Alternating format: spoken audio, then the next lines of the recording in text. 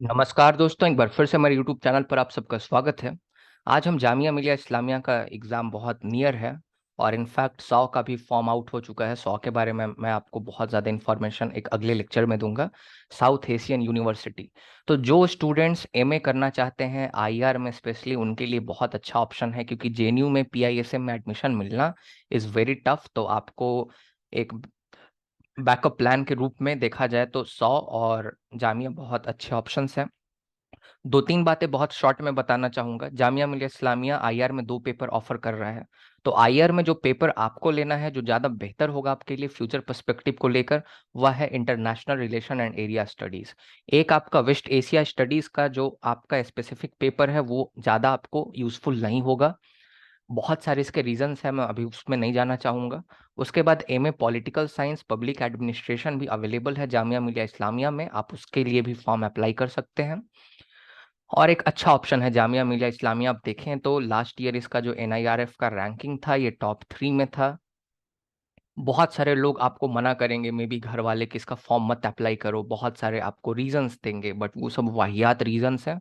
जामिया मिलिया इस्लामिया अपने आप में एक टॉप यूनिवर्सिटी है हमारे कंट्री का, और आप बिल्कुल इसमें फॉर्म अप्लाई करें और आप इसमें जा सकते हैं। मुझे भी मेरे घर वालों ने फॉर्म नहीं अप्लाई करने दिया था। मुझे कभी कभी रिग्रेट होता है, क्योंकि क्वेश्चन बहुत आसान होते थे इसके, अभी भी इसके क्वेश्चन बहुत आसान हैं। मैं जेएनयू निकाल नहीं पाया 2 नंबर से, क्योंकि मैं जनरल कैटेगरी से बिलोंग करता हूँ। कट ऑफ काफ़ी हाई चला गया और डीयू में एडमिशन हुआ डीयूईटी के जरिए, तो डीयू से मैं उतना खुश नहीं हुआ। मतलब डीयू बेहतर है ऐसा मैं नहीं कह रहा हूँ, एमए पॉलिटिकल साइंस डीयू में बहुत बेहतर है, जो फैकल्टीज़ हैं बहुत अच्छे हैं, बट वो जो मैं एक सोच कर गया था, जो सपना लेकर गया था कि इतने बेहतर तरीके से मैं पढ़ूंगा, वो नहीं हो पाया। और मैंने वहां जाकर फिर बाद में देखा कि जेएनयू जामिया सब में इसी तरह से पढ़ाई होती है। तो पढ़ना आपको है, बस इन ब्रांड्स का आपको एक टैग मिलेगा जो कि आपके लिए इंपॉर्टेंट है कहीं ना कहीं। तो इसके बाद चलिए मैं क्वेश्चन को एनालाइज करने की कोशिश करता हूँ। सीयूईटी पीजी के लिए, एसएयू के लिए, और भी जितने एमए एंट्रेंस एग्जामिनेशन है उसके लिए काफ़ी इंपॉर्टेंट लेक्चर होने वाला है। सीयूईटी पीजी का मेरा जो है लाइव बैच भी चल रहा है, ऑनलाइन क्लासेस, उसमें 109 स्टूडेंट्स के आसपास हैं। अब तो मैं इसमें बहुत सारा पार्ट पढ़ा चुका हूँ, 35 लेक्चर के आसपास। अभी भी अगर आप इनरोल करना चाहते हैं तो ये आपकी मर्जी है, आप इनरोल कर सकते हैं अगर चाहें तो। अगर आपको लगता है कि आप जो 35 लेक्चर हैं कंप्लीट कर लेंगे और आगे आप मेरे साथ ट्यून हो जाएंगे, जैसे मैं आगे बढ़ता जाऊंगा, क्योंकि ये अभी 1.5 महीने के आसपास कोर्स चलेगा और 1 महीने पहले से चल रहा है, 1 से 1.5 महीने हो गए कोर्स को चलते हुए। तो चलिए अब चलते हैं पेपर के एनालिसिस में। तो सबसे पहला क्वेश्चन है कि आपका जो ह्यूमैनिटेरियन इंटरवेंशन होता है, मानववाद के नाम पर कभी कभी जो देश इंटरवीन करते हैं एक दूसरे के, आपके इंटरनल एक्टिविटीज में हस्तक्षेप करते हैं, वो किस ग्राउंड पर करते हैं, इस चीज को सबसे पहले समझने की कोशिश कीजिए। तो आपका एक स्कूल भी है, ह्यूमन सिक्योरिटी स्कूल आईआर में। ह्यूमन सिक्योरिटी स्कूल को कोपनहेगन स्कूल भी कहते हैं। जो ह्यूमन सिक्योरिटी स्कूल है क्या है, थोड़ा इसको समझने की कोशिश करते हैं। तो जितने भी आप मेटा नैरेटिव्स या ग्रैंड थ्योरीज देखिएगा आईआर में, जैसे लिबरलिज्म है, रियलिज्म है, वो टेरिटरी को प्रोटेक्ट करने की बात करता है। उसके लिए सबसे इंपॉर्टेंट क्या है, टेरिटरी इंपॉर्टेंट है कि आप बॉर्डर्स को प्रोटेक्ट करें। लेकिन बॉर्डर्स को प्रोटेक्ट आप करके रख सकते हैं, इसके बावजूद भी कभी कभी आप अपनी जनसंख्या को प्रोटेक्ट नहीं कर सकते। अब जैसे इन्वायरमेंटल प्रॉब्लम है, इन्वायरमेंटल प्रॉब्लम बॉर्डर देखेगा क्या? इन्वायरमेंटल प्रॉब्लम अगर बीएसएफ बॉर्डर पर भी खड़ी है तो इन्वायरमेंटल प्रॉब्लम आएगा हमारे यहाँ, वो ट्रांसेंड करेगा बॉर्डर को। अगर पैंडमिक की बात करूँ तो पैंडमिक के टाइम में तो कोई बॉर्डर इश्यूज नहीं थे, बट पैंडमिक के टाइम क्या हुआ, पैंडमिक के टाइम पूरे देश में जो ह्यूमन सिक्योरिटी था वो खतरे में हो गई। तो टेरिटरी को आप सुरक्षित रखकर आप अपने नागरिकों को सुरक्षित रख पाएंगे, इसकी कोई गारंटी नहीं है ग्लोबलाइजेशन में। क्योंकि ग्लोबलाइजेशन में खतरे कई प्रकार से आपके पास पहुंच सकते हैं। अब जैसे साइबर सिक्योरिटी का इशू है, ये भी ह्यूमन सिक्योरिटी के लार्जर डोमेन में आता है। अमेरिका में बैठे बैठे, रशिया में बैठे बैठे आप पर हमला किया जाएगा, आपके देश के नागरिकों पर। मेरे साथ यही हुआ था, मेरा यूट्यूब चैनल 1 महीने पहले हैक हुआ था, 2 महीने पहले। तो ह्यूमन सिक्योरिटी कंसर्न। तो यही चीज है, ह्यूमन सिक्योरिटी जो स्कूल है मेनली बात करता है कि आपको ह्यूमंस को प्रोटेक्ट करना है, जो आपके नागरिक हैं उनको। आप कभी कभी बॉर्डर्स को प्रोटेक्ट रख के, इंटैक्ट रख के ये इंश्योर नहीं कर सकते कि आपके जो नागरिक हैं वो भी प्रोटेक्टेड होंगे, क्योंकि अभी ग्लोबलाइजेशन में खतरा जो है वो बॉर्डर को ट्रांसेंड कर जाता है, बॉर्डर को पार करके जो है आपके नागरिकों तक पहुंच जाता है। तो ये सबसे इंपॉर्टेंट है जो कि आपको समझना है। तो यही चीज है यहाँ पे। देखिए, ह्यूमैनिटेरियन इंटरवेंशन, इसको शॉर्ट में समझिए। अगर कोई देश है ए, अगर ये देश अपने ही नागरिकों पर अगर जुल्म ढा रहा होता है, अगर अपने ही नागरिकों की हत्या कर रहा होता है, तो मानवता के नाम पर जो बी नाम का कंट्री है ये ए नाम के कंट्री पर हमला कर सकता है। ए नाम के कंट्री के सोवेरेनिटी, उसके संप्रभुता को जो है ब्रीच कर सकता है और फोर्स का इस्तेमाल कर सकता है ए नाम के कंट्री के खिलाफ, ताकि ये अपने नागरिकों की हत्या को रोक दे, ताकि ये जो इनह्यूमेन एक्टिविटी हो रहा है ये खत्म हो जाए। तो इसी को हम लोग कहते हैं ह्यूमैनिटेरियन इंटरवेंशन, और इसका ऑप्शन ए आंसर होगा। ह्यूमैनिटेरियन इंटरवेंशन जस्टिफाई करता है बल के प्रयोग को, और हम लोग जो है सोवेरेनिटी को भी ब्रीच कर सकते हैं ह्यूमन सिक्योरिटी के नाम पर। और ऐसा बहुत सारे आपके सामने एग्जाम्पल्स हैं, ये 3 एग्जाम्पल्स को मैंने यहाँ पर लिखा है।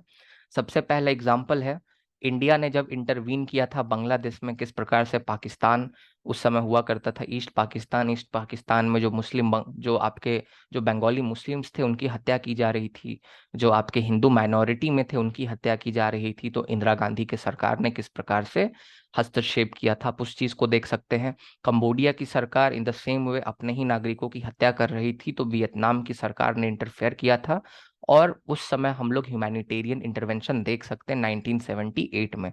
इसी प्रकार से युगांडा में एक आपका डिक्टेटर होता है ईदी अमीन के नाम से, वो भी अपने नागरिकों पर बहुत ज्यादा जो है कहर ढा रहा होता है और अपने नागरिकों की हत्या कर रहा होता है।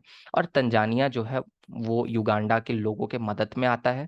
इनफैक्ट इसका और भी बहुत सारा रीजन था, युगांडा जो था वो तंजानिया के कुछ टेरिटरीज पर भी कब्जा करना चाह रहा था, तो इसके कारण ने भी तंजानिया ने युगांडा पर हमला किया। मैंने जैसा कि आपको ह्यूमन सिक्योरिटी स्कूल समझाया, ह्यूमन सिक्योरिटी स्कूल के फाउंडर बैरी बुजान हैं। और ह्यूमन सिक्योरिटी स्कूल, जिसको हम लोग कोपनहेगन स्कूल भी आईआर में कहते हैं, जो कि ह्यूमन के सिक्योरिटी पर ज्यादा फोकस करता है, ना कि टेरिटरी के सिक्योरिटी पर। तो इसमें 3 इंपॉर्टेंट थिंकर्स का आपको नाम ध्यान में रखना है, जैप डी वाइल्ड, ओली वेवर और बैरी बुजान। जो पीपल्स स्टेट एंड फियर है, बहुत इंपॉर्टेंट बुक है, बैरी बुजान के द्वारा लिखा गया है, जो कि ह्यूमन सिक्योरिटी के इशू से डील करता है। वहीं दूसरी तरफ security a new framework of analysis जो है, ये जैप डी वाइल्डी और वेली वेवर और बैरी बुजान लिखते हैं, तीनों साथ में मिलके। ये भी बुक आपके लिए बहुत इंपॉर्टेंट है, आप इसको ध्यान में रख सकते हैं, ये आपके लिए काम आएगा। सीयूईटी पीजी में, इनफैक्ट नेट में भी इसको पूछा जाता है। उसके बाद हम लोग आगे बात करेंगे the organisation which provide long term humanitarian and development assistant to children and mothers in developing countries. तो एक ऐसे संस्था का नाम, एक ऐसे संगठन का नाम पूछ रहा है जो कि डेवलपिंग कंट्रीज में जो बच्चे हैं और जो माएँ हैं उनकी मदद करता है। तो ये बहुत सिंपल सा क्वेश्चन है, इसको तो मतलब अगर कोई नहीं भी जानता होगा, थोड़ा सा आइडिया होगा तो आंसर कर देगा। इसका आंसर यूनिसेफ होगा, यूनाइटेड नेशन इंटरनेशनल चिल्ड्रंस। तो यहाँ बच्चों का जिक्र आ रहा है, चिल्ड्रंस इमरजेंसी फंड। यूनेस्को, आप अगर इसका फुल फॉर्म भी जानते होंगे, united nation educational scientific and cultural organisation, तो आपको पता लग जाएगा कि एजुकेशन, साइंस और कल्चर से रिलेटेड है। और इनफैक्ट आपने बहुत बार सुना भी होगा कि यूनेस्को ने जो है वर्ल्ड हेरिटेज साइट घोषित किया एक स्थान को, राइट। उसके बाद यूएनएचसीआर की बात करें तो ये बनाया गया था रिफ्यूजीज को टैकल करने के लिए। जितने भी लोग एक जगह, मतलब रिफ्यूजीज को अब हिंदी में क्या बोलते हैं, मेरा थोड़ा डूबा हुआ है हिंदी। ओके, तो रिफ्यूजीज क्या होता है कि एक देश से जिनको निकाल दिया जाता है, जैसे रोहिंग्यास थे, वो रिफ्यूजीज का एग्जाम्पल हो गया, राइट। अभी जिनको म्यांमार से निकाला गया था। फिर हमारा इंडिया पाकिस्तान का पार्टीशन हुआ था, तो उस समय बहुत सारे लोग रिफ्यूजीज बन गए थे। फिर उसके बाद हिटलर ने जब हॉलोकॉस्ट किया था, तो जो यहूदी लोग थे, जो ज्यूस थे, वो रिफ्यूजी बन गए थे अपने ही कंट्री जर्मनी और पोलैंड में। तो इसके लिए आपको United nation high commissioner for refugees को जो है स्टैब्लिश किया गया था। तो इन चारों ऑप्शंस के बारे में मैं आपको डिटेल में बता देता हूँ।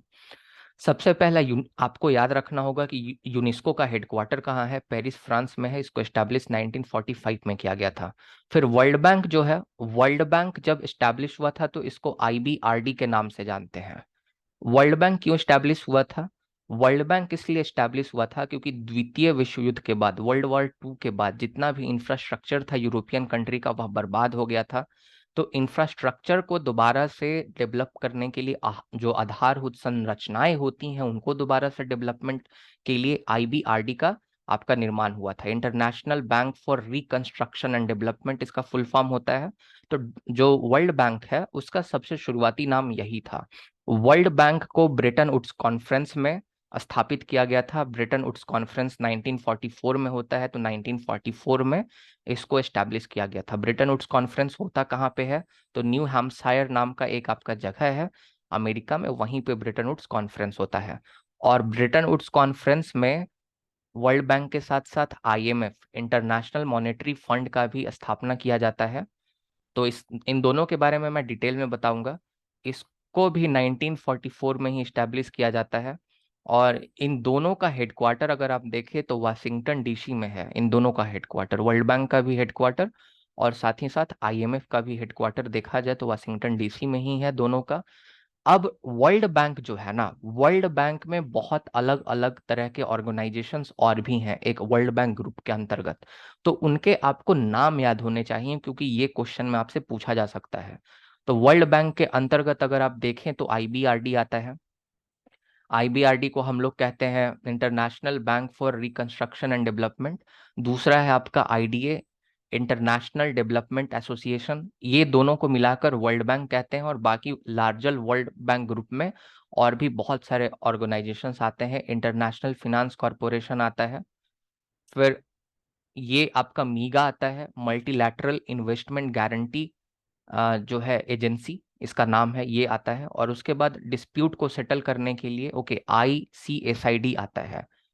तो ये पांचों नाम आपको ध्यान में होने चाहिए। इनके फंक्शंस में भी मैं आपको आगे बता दे रहा हूँ। IMF के बारे में मैं आपको बता दिया कि हेडक्वार्टर सेम स्थान पे है, वाशिंगटन DC में ही आपको मिलेगा। और सेम टाइम पर दोनों को बनाया गया था, इसीलिए कभी कभी IMF और वर्ल्ड बैंक को ब्रेटन वुड्स ट्विंस के नाम से भी जाना जाता है। एक यहाँ पे इंपॉर्टेंट बात यह है कि वर्ल्ड बैंक का कोई भी सदस्य नहीं बन सकता जब तक वह IMF का मेंबर नहीं है। तो आपको वर्ल्ड बैंक का मेंबरशिप लेने के लिए सबसे पहले IMF का मेंबर बनना पड़ेगा। ये इंपॉर्टेंट बात है, आप इसको ध्यान में रखें। फिर यूनिसेफ के बारे में मैंने बताया, एक क्वेश्चन भी यूनिसेफ से ही रिलेटेड है, जो कि चिल्ड्रंस को जो है मदद देता है, मदर्स को मदद देता है डेवलपिंग कंट्रीज में। United nation international children's emergency fund, ये इस्टेब्लिश हुआ था 1946 में। इसका हेडक्वार्टर न्यूयॉर्क USA में है, इसको ध्यान में रखना है। फिर उसके बाद ये जो आपका ऑप्शन नंबर D है, इसमें इसका फुल फॉर्म मैंने आपको बता दिया, United nation high commissioner for refugees. ये 1949 में क्रिएट किया गया था और इसका हेडक्वार्टर आपको जेनेवा स्विट्जरलैंड में देखने को मिलेगा। वर्ल्ड बैंक के बारे में सारे इंफॉर्मेशन दिए हुए हैं, ये स्लाइड्स आप पढ़ सकते हैं एक बार। ओके, मैंने जितने भी चीज़ आपको बताया, और इतना डिटेल में आपको जाने की ज़रूरत भी नहीं है, बस नाम सबका याद रखें, इसका फुल फॉर्म याद कर लें। ICSID का international centre for settlement of investment disputes. फिर IMF जो है, इसके बारे में मैंने आपको लगभग लगभग सारी जानकारी दे दी है, मैंने जो स्लाइड में बताया, बस उससे ज़्यादा आपको कुछ नहीं पढ़ना है। फिर उसके बाद मैग्ना कार्टा किस कंट्री से एसोसिएटेड है? तो मैग्ना कार्टा ब्रिटेन से एसोसिएटेड है। मैग्ना कार्टा को 1215 में जो है एक चार्टर के रूप में जो है पास किया गया था किंग जॉन के द्वारा। किंग जॉन थे इंग्लैंड में, जिन्होंने 1215 में इसको जो है पास किया था। ओके, जो वहाँ के आपके बैरॉन्स थे, जो लोग खेती से रिलेटेड थे, तो उन्होंने प्रेशर बनाया किंग जॉन पर और उन्होंने राइट्स दिया, पहली बार फंडामेंटल राइट्स दिया अपने नागरिकों को, इसी के द्वारा, मैग्ना कार्टा के द्वारा। तो इसीलिए आपको पता होगा कि जो हमारा संविधान का पार्ट 3 है, जो फंडामेंटल राइट्स से डील करता है, आर्टिकल 12 से लेकर 35 तक, उसको भी हम लोग कभी कभी कह देते हैं magna carta of Indian constitution, due to the same reason, क्योंकि मैग्ना कार्टा सबसे पहला ऐसा डॉक्यूमेंट था जिसके द्वारा नागरिकों को फंडामेंटल राइट दिया गया था, और इंग्लैंड में ऐसा किया गया था। अब यहाँ पे बाकी कंट्रीज का कुछ कुछ मैं आपको इन्फॉर्मेशन दे देता हूँ जहां से क्वेश्चन बनेगा। तो सबसे पहले अगर हम फ्रांस की बात करें तो फ्रांस में यूनिटरी सिस्टम है। यूनिटरी सिस्टम मतलब वहाँ संघवाद नहीं है, फेडरलिज्म नहीं है। फ्रांस जो है सेमी प्रेसिडेंशियल सिस्टम पे काम करता है, लिमिटेड पावर है वहाँ के पार्लियामेंट के पास। मतलब फ्रांस में जुडिशियल रिव्यू होगा अगर लिमिटेड पावर है पार्लियामेंट के पास, तो हम शॉर्ट में समझ सकते हैं। और ये सब कॉन्सेप्ट मैं अज्यूम कर रहा हूँ कि आपको आता होगा, क्योंकि सब चीज़ मैं नहीं बता सकता एक लेक्चर में, डिस्कशन में, क्योंकि लेक्चर बहुत लंबा हो जाएगा, 3-4 घंटे भी अगर मैं बोलता रहूँ तो कंप्लीट नहीं होगा। अगर आपको नहीं भी कुछ आता, आप अगर रट लेंगे जो चार्ट दिया हुआ है तो फिर भी आपका हो जाएगा। फिर उसके बाद हम जानते हैं कि ब्रिटेन में अनरिटन कॉन्स्टिट्यूशन है, अनकोडिफाइड कॉन्स्टिट्यूशन हम बोल सकते हैं। ओके, तो अनरिटन कॉन्स्टिट्यूशन ब्रिटेन के अलावा जो है न्यूजीलैंड और इजराइल में भी आपको देखने को मिलेगा, इसको भी आप ध्यान में रखिए। इटली के बारे में अगर कुछ जानकारी मैं आपको दूं, तो इटली में पार्लियामेंट्री फॉर्म ऑफ गवर्नमेंट है, इंडिया के जैसे ही। इंडिया में जैसे जो प्रेसिडेंट हैं पर उनके पास ज़्यादा पावर नहीं है, उस तरह से आपको इटली में भी प्रेसिडेंट देखने को मिलेगा, इटालियन रिपब्लिक का, बट उसके पास भी ज़्यादा पावर नहीं देखने को मिलेगा। और पीएम के पास सभी की सभी शक्तियां हैं, जो कैबिनेट को हेड करता है, जैसे इंडिया का है उसी तरह से आप समझ सकते हैं। उसके बाद जो इटली है, यूनिटरी फॉर्म ऑफ गवर्नमेंट है, वहां भी आपको यूनिटरी सिस्टम देखने को मिलेगा, फेडरल सिस्टम देखने को नहीं मिलेगा। उसके बाद डेथ पेनाल्टी को जो है इटली में अबोलिश कर दिया गया है। विमेन के पार्टिसिपेशन को इंश्योर करने के लिए वहां पे जो है इंसेंटिव दिया जाता है विमेन्स को। उसके बाद अगर मैं जर्मनी की बात करूं तो जर्मनी एक फेडरल कंट्री है, और जर्मनी और स्विट्जरलैंड भी एक फेडरल कंट्री है, आप ध्यान में रख सकते हैं। जैसे हमारे यहाँ जो फेडरल यूनिट्स हैं, जैसे हमारे यहाँ केंद्र सरकार है, और बहुत हमारे और भी कई लेवल पर सरकारें हैं, तो जो हमारा दूसरा लेवल पर सरकार है उसको हम स्टेट्स कहते हैं, राज्य के नाम से, झारखंड, बिहार, उड़ीसा, बंगाल, ये सब नाम से। तो हमारे यहाँ स्टेट्स कहा जाता है। उसी प्रकार से अगर हम देखें तो कनाडा में उनको प्रोविंसेस कहा जाता है, यूएस में उनको स्टेट्स के नाम से जाना जाता है, और जर्मनी में जैसे बिहार झारखंड हमारे यहाँ है तो इसको स्टेट्स कहते हैं, जर्मनी में उनको लैंडर्स कहा जाता है, और स्विट्जरलैंड में उनको कहा जाता है कैंटोन्स। ओके, तो स्विट्जरलैंड भी जो है वो फेडरल कंट्री है, कनाडा भी एक फेडरल कंट्री है, अमेरिका भी एक फेडरल कंट्री है, जर्मनी भी एक फेडरल कंट्री है। जर्मनी के हम लोग कभी कभी गवर्नमेंट को चांसलर सिस्टम भी कहते हैं, क्योंकि वहां भी पार्लियामेंट्री फॉर्म ऑफ गवर्नमेंट है, आपको 2 हाउसेस देखने को मिलेगी, बट वहां का प्राइम मिनिस्टर को चांसलर कहा जाता है, बस अंतर ये है। एक बहुत इंपॉर्टेंट क्वेश्चन आपको बनता है जर्मनी से कि जर्मनी में constructive vote of no confidence है। आप जानते हैं अविश्वास प्रस्ताव के बारे में। अविश्वास प्रस्ताव अगर लोअर हाउस में पारित हो जाता है तो सरकार को इस्तीफा देना पड़ता है। पर जर्मनी में अगर आप अविश्वास प्रस्ताव लाते हैं तो सबसे पहले तो ये दिखाना पड़ेगा कि मेरे पास बहुमत है। अगर आपके पास मेजॉरिटी नहीं है तो आप सरकार को गिराने के नाम पर नो कॉन्फिडेंस मोशन नहीं ला सकते। तो वहाँ constructive vote of no confidence है, आपको ये समझना है यहाँ पे। तो ये कुछ इंपॉर्टेंट इन्फॉर्मेशन थे इस क्वेश्चन से रिलेटेड।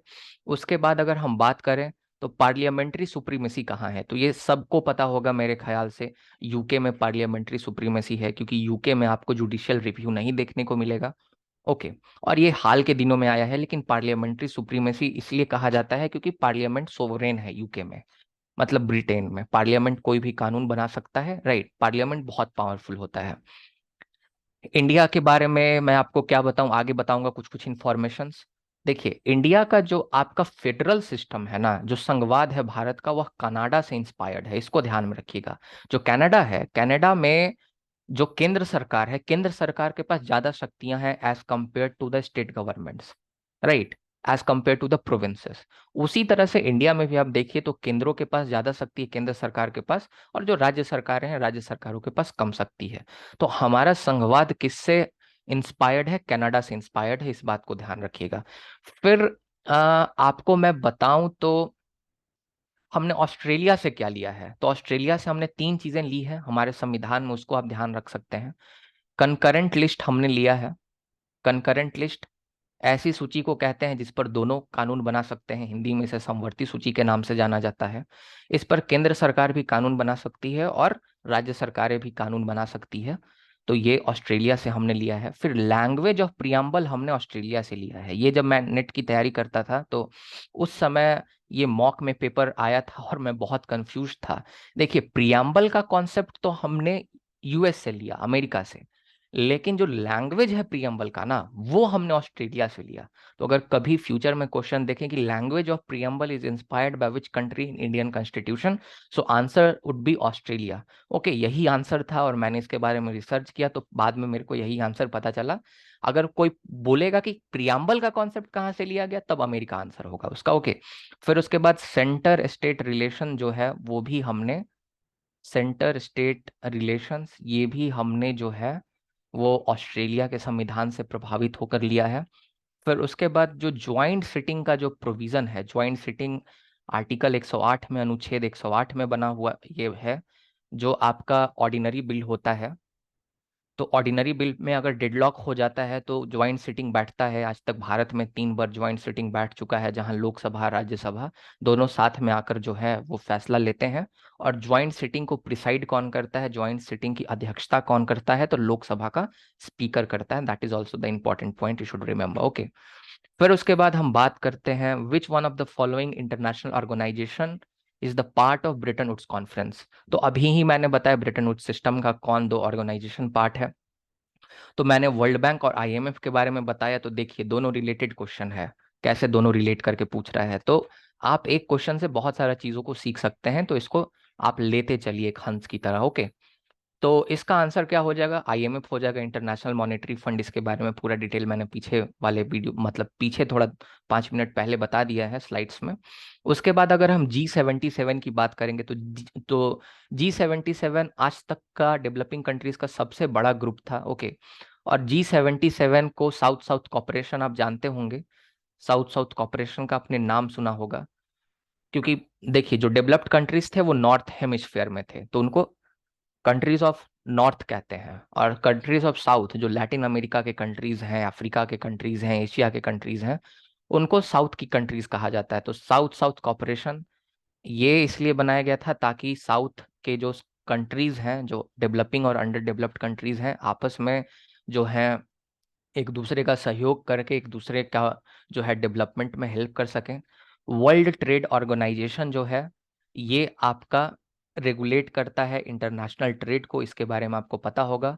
इसका मेन काम है कि टैरिफ कम करने का काम करता है, जो इंपोर्ट ड्यूटी जो लगा देते हैं देश, वो कम करने का काम करता है। वो सब लंबा कॉन्सेप्ट है, उसको मैं अभी डिटेल में चर्चा नहीं करूंगा। ये ध्यान में रखिए कि इसको बनाया गया था 1995 में 1 जनवरी के दिन, इसको ध्यान में रखना है। इसका हेडक्वार्टर आपको जिनेवा स्विट्जरलैंड में देखने को मिलेगा, ये दूसरी बात आप ध्यान में रख सकते हैं। ओके, आगे स्लाइड में दिया हुआ है WTO के बारे में, आप वहां से इंफॉर्मेशन देख सकते हैं। तो G77 जो है वो डेवलपिंग कंट्रीज का बहुत बड़ा ग्रुप था, जिसको 1964 में जो है बनाया गया था। इसमें 77 कंट्रीज थे। ओके, इसका headquarter same as the UN headquarter है। और यूएन का हेडक्वार्टर कहाँ है, न्यूयॉर्क में है, आपको पता ही होगा, तो आप जानते ही हैं। इसको बनाया कब गया था, तो इसको जिनेवा में बनाया गया था 1964 में। उसके बाद एनआईईओ का फुल फॉर्म क्या होता है, new international economic, wait wait, NIEO,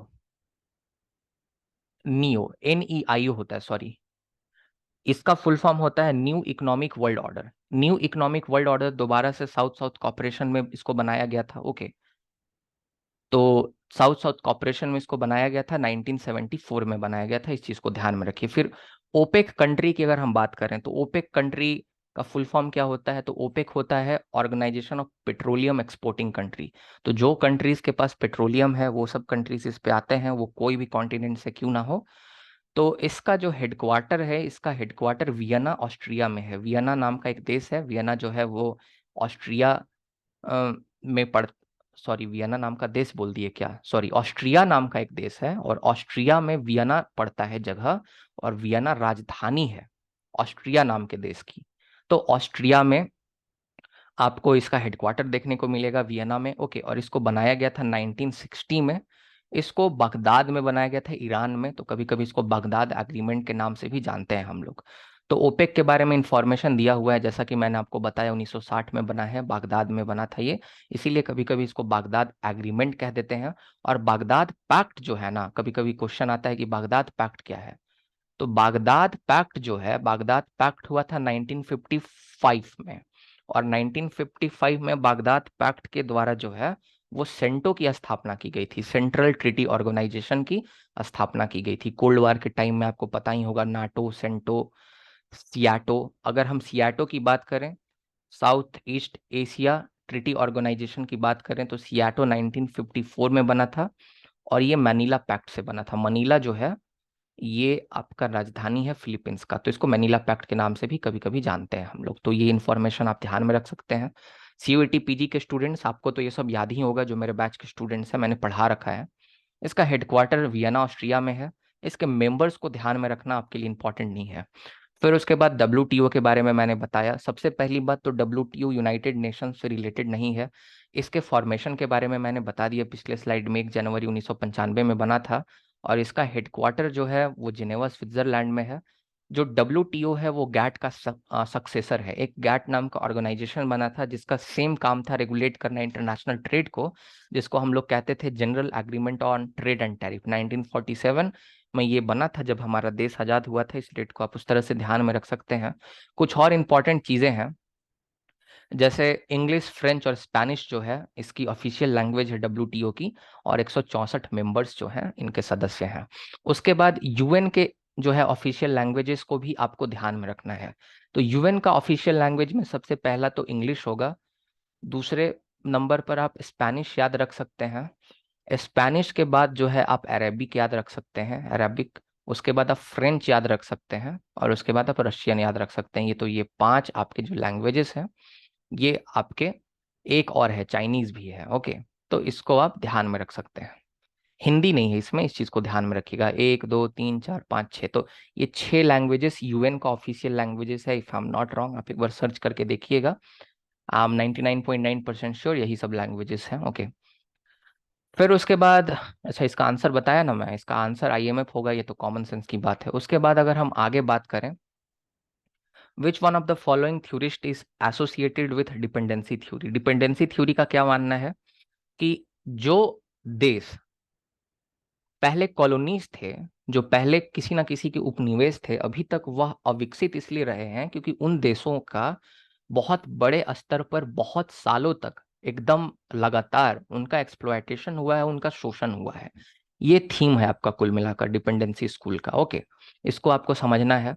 तो डिपेंडेंसी स्कूल में बहुत सारे थिंकर आते हैं। सबसे पहले तो आपके इसमें कार्डोसो आएंगे, एफ एच कार्डोसो नाम के थिंकर हैं, कार्डोसो। फिर समीर अमीन आते हैं, इसमें समीर अमीन आते हैं।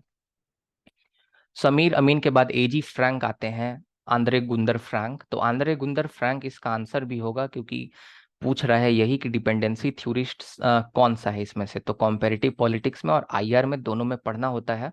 मार्क्सिज्म इन आईआर पढ़िएगा तो उसमें भी ये टॉपिक पढ़ना होता है और कॉम्पेरेटिव पॉलिटिक्स में भी ये टॉपिक आता है। जो रोबोट कोहेन है, रोबोट कोहेन जो है आपके नियो लिबरलिज्म इन आईआर से रिलेटेड है। नियो लिबरलिज्म इन आईआर, नियो लिबरलिज्म इन आईआर में ये कॉन्सेप्ट देते हैं जिसको हम लोग कहते हैं कॉम्प्लेक्स इंटरडिपेंडेंस। कौन सा कॉन्सेप्ट है? Complex interdependence. और ये जोसेफ नाई के साथ मिलकर ये कॉन्सेप्ट को देते हैं। तो जोसेफ नाई भी एक बहुत इंपॉर्टेंट थिंकर है, मैं यहाँ लिख रहा हूँ, आप नोट्स बनाते जाएं। जोसेफ नाई, जोसेफ नाई जो है ये सॉफ्ट पावर का कॉन्सेप्ट देता है। जोसेफ नाई talks about soft power. Joseph नाई जो है स्मार्ट पावर के बारे में भी बात करता है। स्मार्ट पावर, सॉफ्ट पावर और हार्ड पावर का जो है वो एक मिक्स होता है।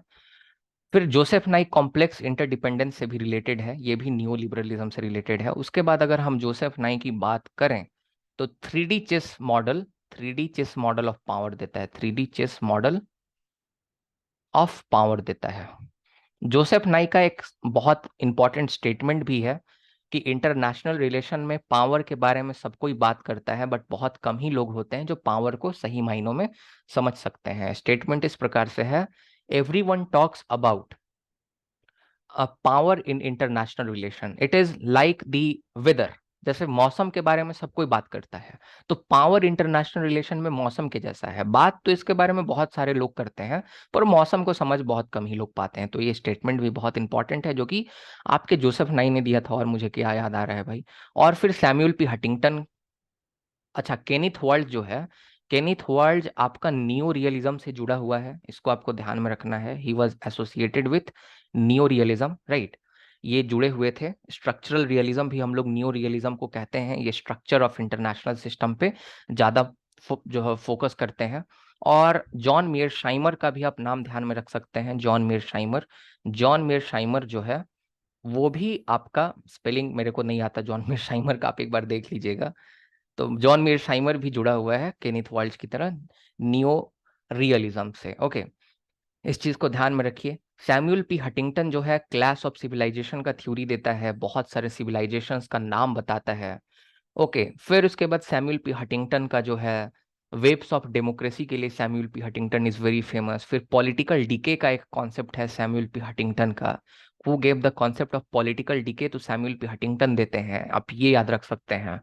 और सैमुअल पी हटिंगटन जो हैं ये मॉडर्नाइजेशनल अप्रोच से जुड़े हुए हैं, modernisational approach in IR, modernisational approach in IR.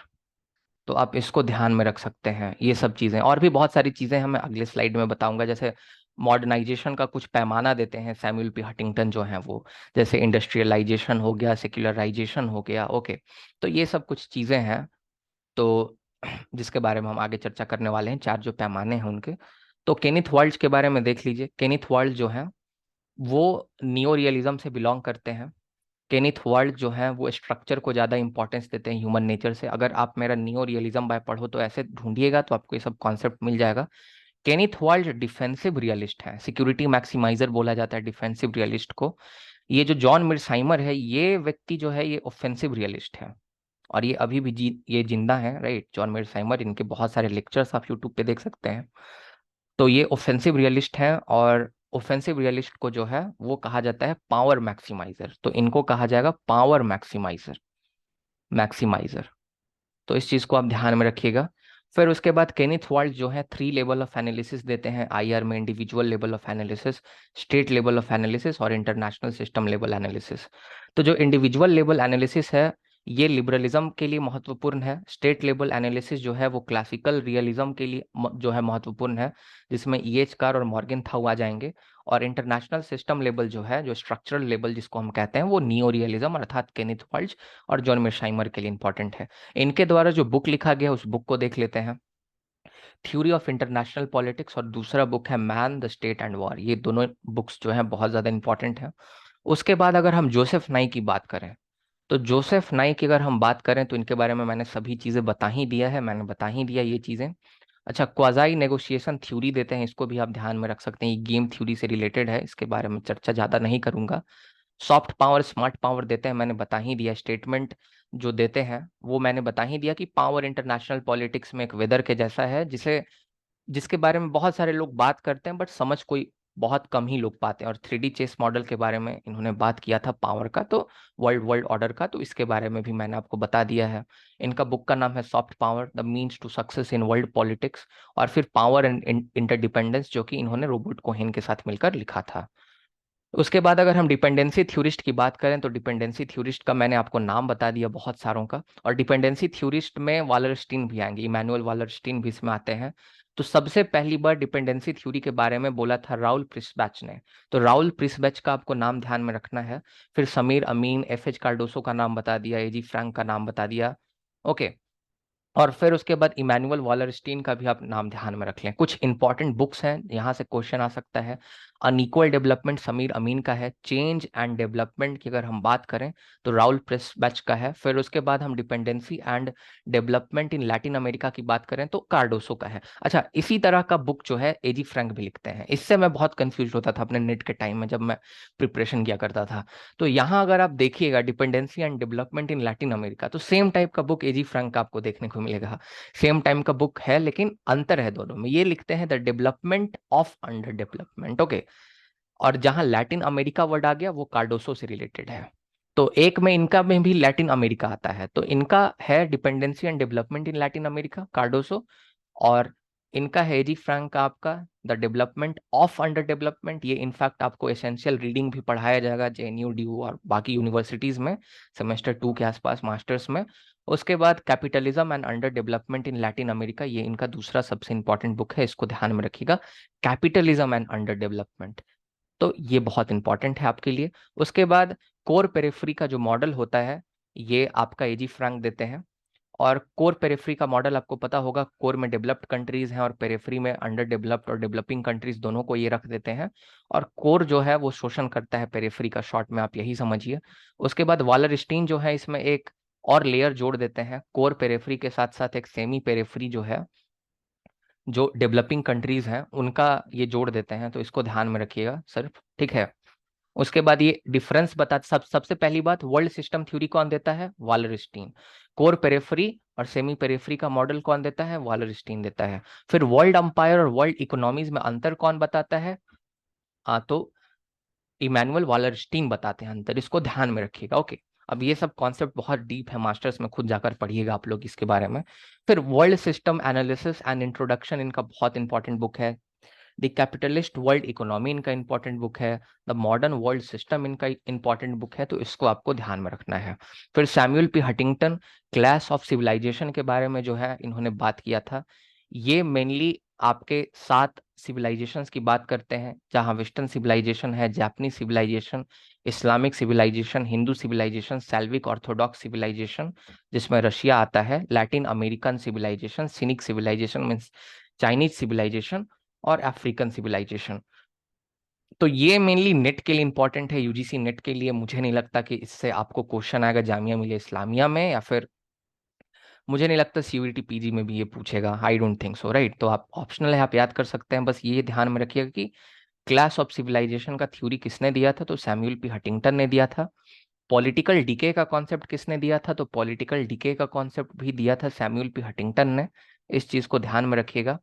फिर एक बात, ये मॉडर्नाइजेशन अप्रोच से बिलोंग करते हैं आईआर में, इस चीज को, सॉरी, कॉम्पेरेटिव पॉलिटिक्स में, इस चीज को ध्यान में रखिएगा। और ये आपके, हाँ, एक कॉन्सेप्ट देते हैं मेंबर स्टेट, इसी से रिलेटेड है क्लास ऑफ सिविलाइजेशन से, member state, loan state and core state. अब ये मैं डिटेल में भी जाऊंगा नहीं, क्योंकि इसमें बहुत ज्यादा टाइम लग जाएगा। ये सीयूईटी पीजी के बच्चों को मैंने पढ़ा रखा है, मेंबर स्टेट, लोन स्टेट और कोर स्टेट, ओके। तो ये आपको ध्यान में रखना है। और फिर उसके बाद मैंने वेब्स ऑफ डेमोक्रेटाइजेशन बताया ही। तो और ये फॉल्ट लाइन कॉन्फ्लिक्ट और कोर स्टेट कॉन्फ्लिक्ट की भी बात करते हैं, ये कॉन्सेप्ट को भी ध्यान रखें, रट जाइए, ओके, क्योंकि इतना सारा चीज आपको कोई पढ़ाएगा नहीं ऐसे यूट्यूब चैनल पे, राइट। तो ये तो पेड बैचेस का मेरा कुछ कुछ कंटेंट है। अगर आप चाहें तो अगर आप अगले साल से चाहें तो पेड बैचेस को ज्वाइन कर सकते हैं, बिकॉज आप बहुत सारा चीज सीखेंगे। और फी इस साल तो मात्र 1500 रुपये है, मे भी अगले साल मैं फी को कुछ इंक्रीज करूं, बट अभी तो 1500 ही है। और आप बहुत सारी चीज सीखेंगे, PSIR का आपका कंटेंट क्लियर हो जाएगा, और भी बहुत सारी चीजें आपकी क्लियर हो जाएंगी। फिर उसके बाद वेव्स ऑफ डेमोक्रेटाइजेशन की बात करते हैं, तो 3 वेव्स ऑफ डेमोक्रेटाइजेशन देते हैं। इसमें ये ध्यान में रखना है कि इंडिया कौन से वेव में डेमोक्रेटाइज हुआ, तो ये सेकंड वेव में डेमोक्रेटाइज हुआ, ये ध्यान रखना। और थर्ड वेव का डेट एक बार नेट में पूछा गया था, तो थर्ड वेव 1974 से जो है 1991 तक रहता है, तो वो डेट याद कर सकते हैं, बाकी कुछ इंपॉर्टेंट नहीं है। फिर उसके बाद सैमुअल पी हंटिंगटन, जैसा कि मैंने आपको बताया, मॉडर्नाइजेशन के पैमाने देते हैं, industrialisation, urbanisation, secularisation and rationalisation. तो ये 4 आपको ध्यान में रखना है। फिर उसके बाद इनके बुक्स को ध्यान में रखना है। All books are important, all books are very very important related to Samuel P Huntington for CUET PG and for any MA entrance examination. सबसे पहला political development and political decay, तो पॉलिटिकल डीके का concept यही देते हैं, वहां से भी ध्यान में रख सकते हैं। Political order and changing societies, फिर क्लास ऑफ सिविलाइजेशन, बुक का भी नाम है, कॉन्सेप्ट भी है democratisation in the late 20th century. तो वेव्स ऑफ डेमोक्रेटाइजेशन देते ही आप इसे ध्यान में रख सकते हैं। फिर बिल ऑफ राइट्स जो है वो कब रेटिफाई हुआ था अमेरिका में? बहुत आसान सा क्वेश्चन है। अमेरिका स्वतंत्र कब हुआ था? अमेरिका स्वतंत्र हुआ था 1776 के आसपास में, ओके। 1776 में अमेरिकन रेवोल्यूशन का शुरुआत हुआ था, इनफैक्ट 75 के आसपास में। और 1783 में जाकर अमेरिका और ब्रिटेन का युद्ध समाप्त हुआ था। इसके आसपास में अमेरिका को रिकॉग्नाइज कर लिया गया था ब्रिटेन के द्वारा एक इंडिपेंडेंट कंट्री के तौर पे। और बिल्स ऑफ राइट जो है वो फंडामेंटल राइट से रिलेटेड है, ये 1791 में पास होता है। और भी कुछ डेट्स हैं जिसके बारे में मैं आपको बताना चाहूंगा।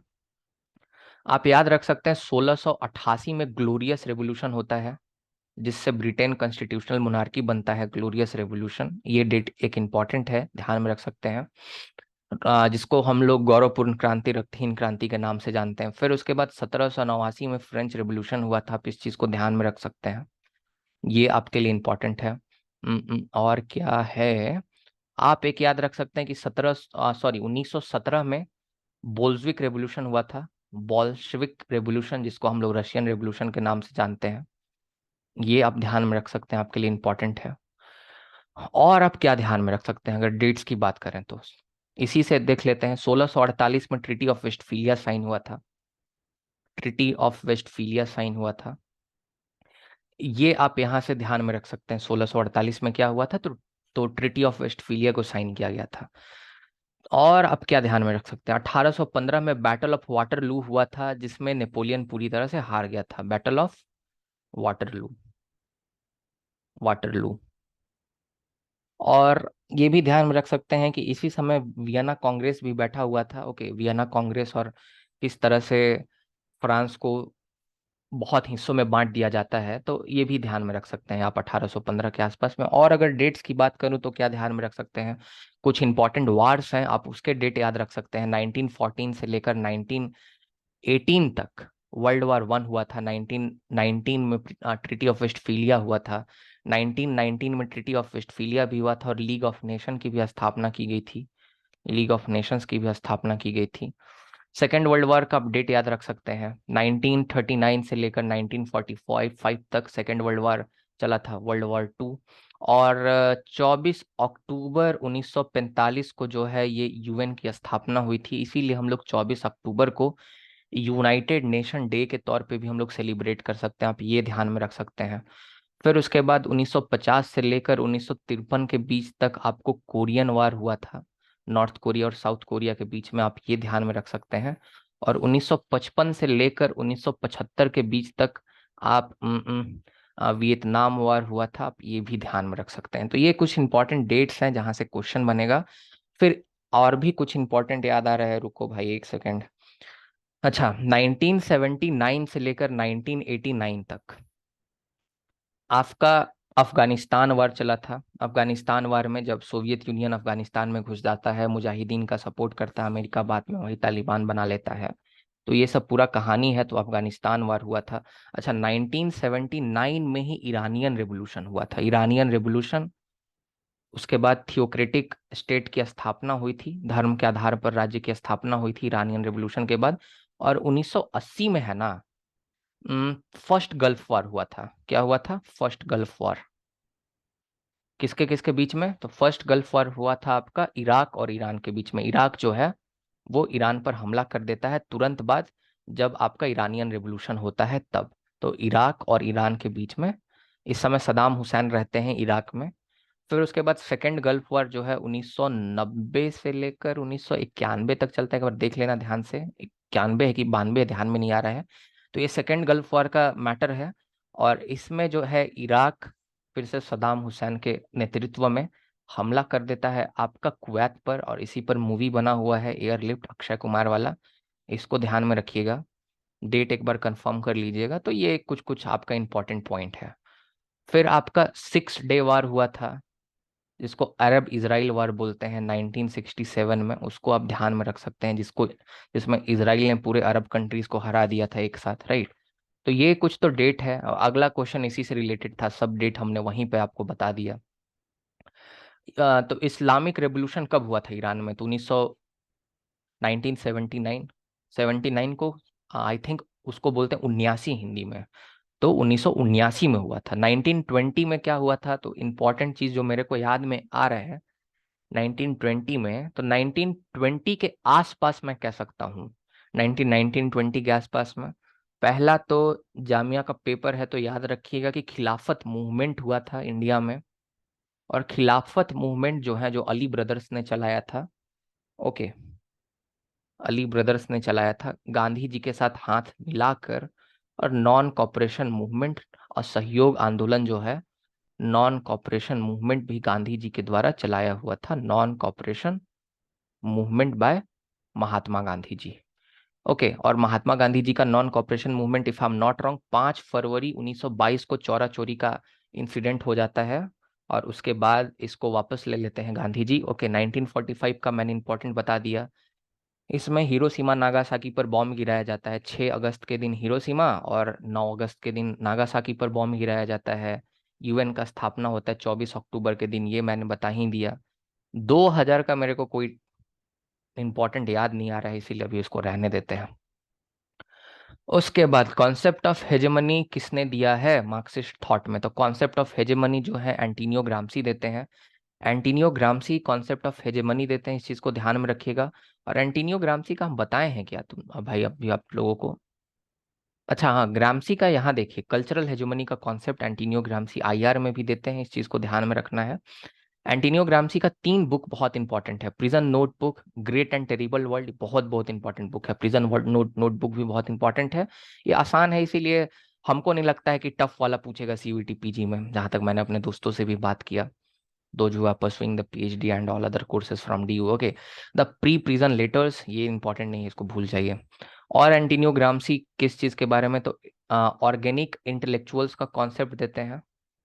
ऑर्गेनिक इंटेलेक्चुअल्स का, इंटेलेक्चुअल्स, अरे भाई स्पेलिंग क्या होता है, एक सेकेंड चचा, स्पेलिंग कैसे भूल जाते हैं हम जब पढ़ा रहे होते हैं ना, तो स्पेलिंग लिखने में बड़ा दिक्कत होता है। Organic intellectuals, intellectual,